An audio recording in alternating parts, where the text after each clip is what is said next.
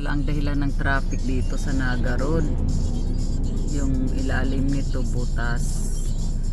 At tinapalan lang siya pan temporary ng bakal. Bumigay ata ito.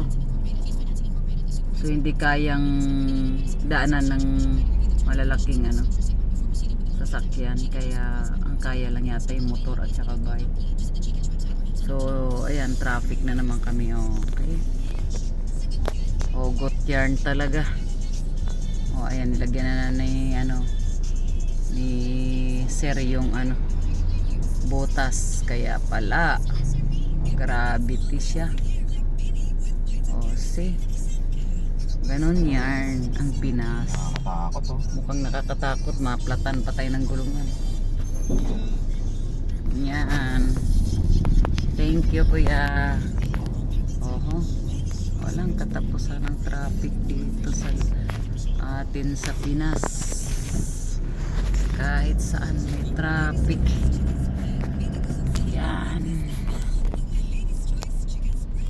Hindi ba yan rush hour? Pero pag mag rush hour na yan, ang hirap umusad, no? Ganun ang Pinas. Dito, lala. Kahit saan.